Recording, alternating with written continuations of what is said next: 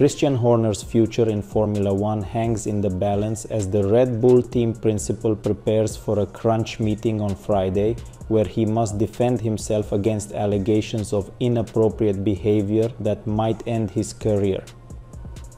On Friday, at an undisclosed location believed to be in central London, Horner will sit down with an English analyst appointed by Red Bull Racing's parent company, the drinks manufacturer Red Bull, and face questioning on the allegations made by a female employee that he used what is understood to have been described as controlling behavior in his interactions with her. The employee is believed to have already presented her evidence, which includes physical documentation, to the barrister, and Horner now must make his case to save his job and his career. He has taken legal representation and intends to defend himself robustly. Horner has already emphatically denied any wrongdoing but must now provide substantive arguments to verify his claim. It will be as intense and as crucial a moment as any he has faced in 20 years in F1. The 50-year-old is the longest-serving team principal currently working in F1, having been taken on by Red Bull when the team entered the sport in 2005. He is also, alongside Mercedes' Toto Wolff, one of the two most successful principals of the modern era. Whether there are further achievements ahead and the nature of the legacy he leaves will now depend on what he can present to the barrister heading the inquiry on Friday. Since the news broke that Horner was under investigation, it has dominated F1, far overshadowing this week's series of car launches for the 2024 season.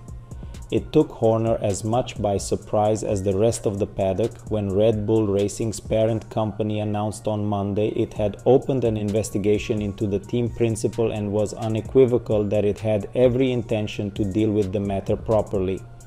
The female employee has not been named nor any details of her complaint made public, other than that the behavior in question was controlling in nature, indicating it was likely an employee with whom Horner must have had personal interaction.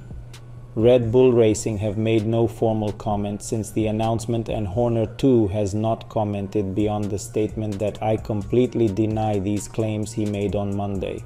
Rumor and conjecture have surrounded the case since it began, amplified by the lack of comment and information coming from either Red Bull Racing or the parent company while the investigation is underway. However, supporters of Horner have indicated that he has been shocked and disturbed by what they believe to have been a power struggle over the team that lies behind the investigation. They consider it an attack from Austria by the parent company, with one source describing it as an effort to clip his wings or remove him from the job altogether.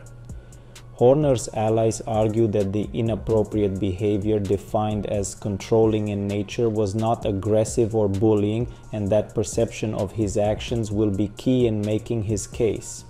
He occupies an unusual position in F1 in that he is not only the team principal of Red Bull Racing, but also the CEO of all three of its arms: Red Bull Racing, Red Bull Powertrains, and Red Bull Advanced Technologies. He controls the business side as well as the sporting operation. Before the death of the founder of Red Bull, Dietrich Mateschitz, in October 2022, the owner was happy to leave Horner running the entire show. This is believed to have changed with the appointment of Oliver Mintzlaff as managing director. Mintzlaff is reportedly being considered as a potential replacement for Horner.